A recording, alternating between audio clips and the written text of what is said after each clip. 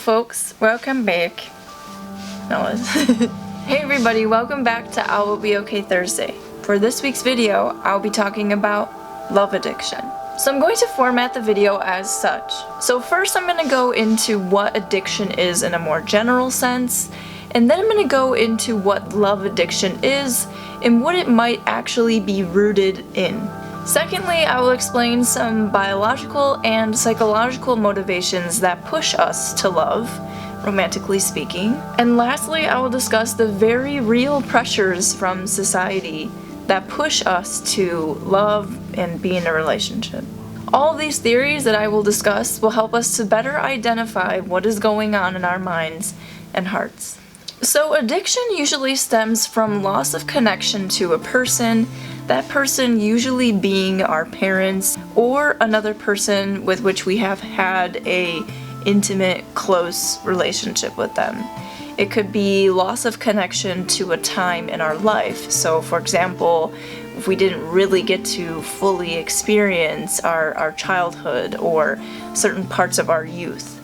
It could also be loss of connection to who we really are. Now, love addiction specifically, I would say, is a loss of connection and a lack of emotional attunement and healthy attachment to a parent. I think it's possible that it could be, loss of emotional attunement to a previous partner in the early stages of dating. However, I would say that more times than not, it is usually rooted in loss of connection to one of our caregivers or even both of our caregivers in childhood.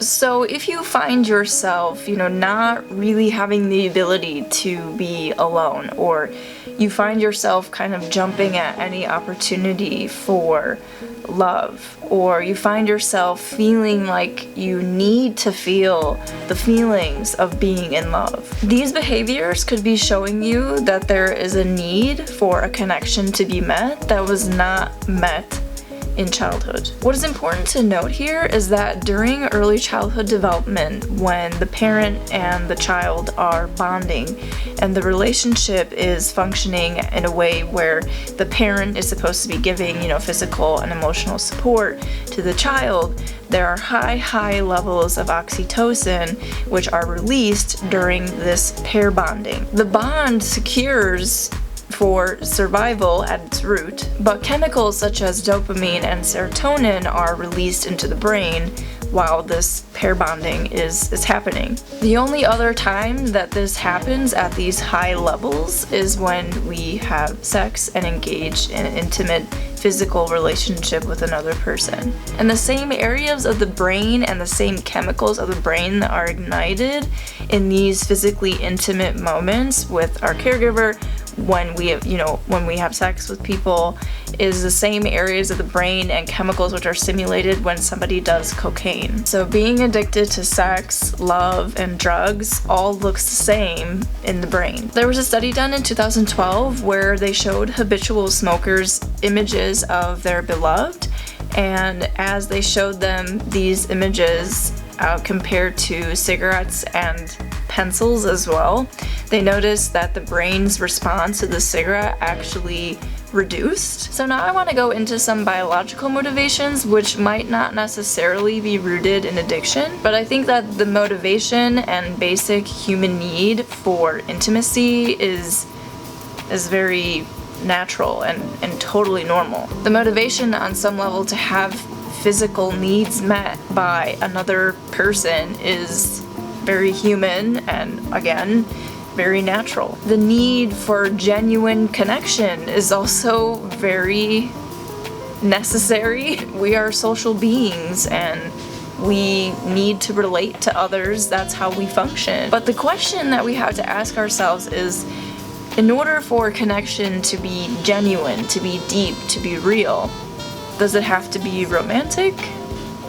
No, it doesn't. But I truly think that on some level we are taught that. You always hear about the biological reasons for love, it's because we have to procreate. Oh, it's because we have to continue, humanity's existence, and it's rooted in animalistic kind of science, and To be honest, I think that's just so reductive. I don't know how much that plays a role. It does play a role, absolutely. I would be wrong if I said that it plays zero role. But is it everything? No.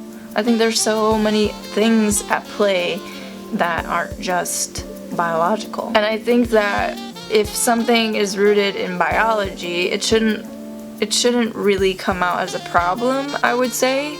Like, I think society on some level has made some things a problem that are just biologically natural, but I think you could kind of tell the difference. Like, I would imagine that if something is just rooted in a biological motivation, it wouldn't really be coming out in an unhealthy way.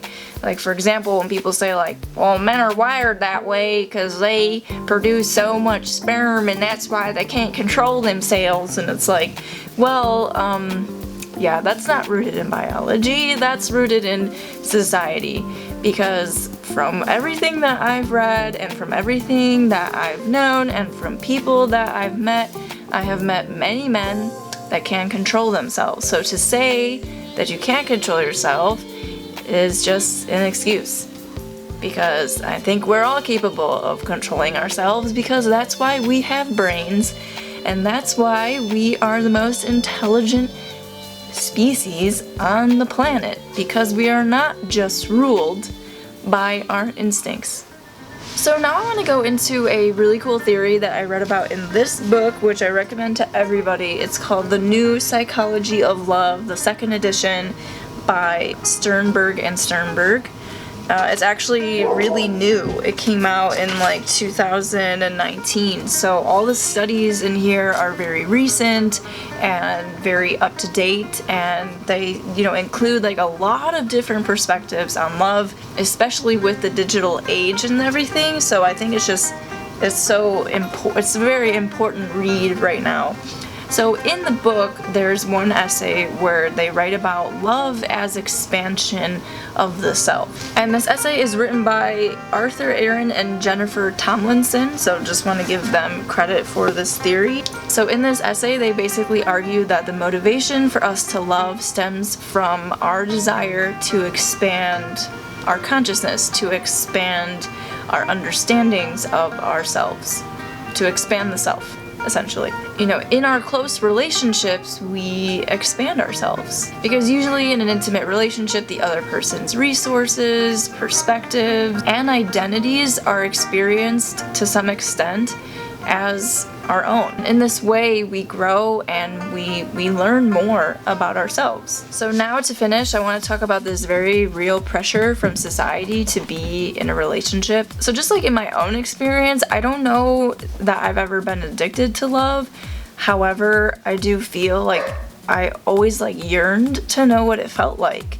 And when I was younger, I just almost kind of seeked it out in ways. I just was so fascinated as to what that felt like, because we hear about it in music and movies and stories, and to kind of have that communal responsiveness with another person, and that deep care between you and another person, how that would really feel. And I think on some level I kind of generated those feelings for myself in a relationship, even though I wasn't actually feeling those feelings. And I think that even to this day, I still haven't been truly fully in love with people. I've loved people, but not really in love with them. And I look back on when I was younger, and I was like, wow, that's super interesting. I was not in love with that person, but I just wanted to be in love so badly that I almost kind of made it happen in my head. And I do feel like part of the reason why I did that is because I think I really did feel pressured by society, that because I wasn't experiencing that, I was like, oh, am I missing something? Why isn't anybody in love with me? It's so rude. I'm amazing. I really feel like I idealize those feelings because, like I said, movies and music and stories and literature paint such a beautiful picture of romantic love for us. And I think on some level, you know, we may feel like, oh, but if I'm not experiencing it, like, is something wrong? Something wrong with me? Like, what's going on? Maybe on some level it's kind of like a FOMO kind of feeling, you know, like you're like, oh, like, should I be? Am I supposed to be? You know, like, I feel like it's all like these questions that come up if that's like not what we're experiencing, which is like totally unfair, because love is really beautiful when it's something that happens like naturally and maybe even unexpectedly. Though I hate that when people are like, love happens when you least expect it. It's like, no, I mean, not. Yes, maybe that can be true. However, I think that like people are always coming along when you least expect it, and sometimes they're not the right person. So I honestly feel like it's like a combination of like, no, I don't, maybe it happens when you're not like looking for it, but it should also happen when you're ready, and it should also happen with the right person. Anyway, I just don't think love is something that you can truly like force. And if you do try to force it, then it loses its beauty and it loses its specialness. Like, love is really beautiful when it's like pure and it comes from a place of like, you know, real appreciation for the other person, and not because you feel pressured by society, and not because it's rooted in, you know, not being able to fulfill yourself and to kind of heal things from your past, and you're looking for somebody else, you know, to fill that void. Or, you know, it's not exactly beautiful if it's just like, oh, I just need someone because I just need someone. Like, I also feel like that really lacks a kind of beauty. So I think, you know, this is not from first-hand experience, but it is from, you know, observation. But I think that true love, like, really just means that when you're with another person, you feel more like yourself. That person makes parts of you feel safe that you normally don't feel safe to express in front of others. Like, that person really holds the space for you to just really show up as you are, who you are, with like no question. I think that when you're really in love with somebody, that feeling is like mutual. Like, you're more yourself than you ever were before. I think that after watching this video, if you do feel like you may have an issue, you know, with love, or, you know, feeling like you need to feel the feelings of love, or, you know, maybe you're like, damn, I really can't be alone, or shit, I do always like jump at an opportunity to potentially love somebody. And I think the best advice I can give you is, like, after watching this video, it may not heal, you know, what's wrong, because that healing process, you know, has to happen with you and probably a therapist, you know, somebody who is like willing to go into those parts with you of yourself so that you can understand, like, well, why do they express themselves in this way, and why is it expressed, you know, in intimate relationships, and where is it in yourself that, you know, what needs to be fulfilled that you think it can be fulfilled in a romantic relationship. And if you can't, you know, for a therapist, it's important for you to spend time in reflection. It's important for you to talk to friends, to just have somebody to talk to and be like, hey, can I process this with you so I can kind of see, like, where is the issue? And I think that can be incredibly revolutionary for your relationships. And I think, and I say this a lot in my videos, is that a lot of people don't talk enough about the importance of having time alone, and the importance of, you know, being able to fulfill yourself in many ways. Like, I think especially the New Age movement, there's kind of this school of thought, per se, where it's like, you should be fine on your own. You should be able to fulfill everything on your own and love yourself and love yourself. And the answer is love yourself. And it's like, but that can only go so far. Yes, like, you definitely, there's so many things that you need to do on your own so that your relationships are more harmonious. However, I think that it's important, you know, at least to shift the perspective of, like, hey, I can find, like deep satisfaction in genuine, real connection with a friendship. And having a better relationship with your mother or your father, or having a better relationship with your grandmother, your cousin, or whoever, or just knowing that there is someone or something, even a dog or whatever, that you can have, a pure and beautiful connection with, I think is something that really tremendously helps us. So as much as it's important to have a connection to yourself, it is very important to have a healthy, loving connection, even if it isn't romantic, because I think sometimes, like, when we think we want like a love, like romantic connection, sometimes I think it is something just inside of us that's like, I feel like I really just need to be genuinely connected to someone or with someone, and it could be a friend, and it could be a dog, and it could be anything, and there's beauty in all different types of love and connections. So thank you so much for watching. I hope that this video was helpful, and I'm really grateful to everybody who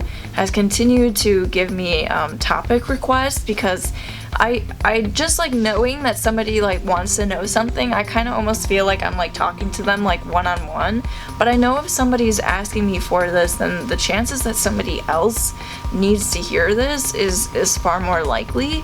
So I just really appreciate anybody who wants to come forward and make any topic requests. Like, feel free to comment on the video if you do have a topic request, and I could take them into consideration if I feel like, I have enough like knowledge to say, important things and useful things about it. So yeah, don't be shy. Don't forget to subscribe to my channel, and I'll see you next week.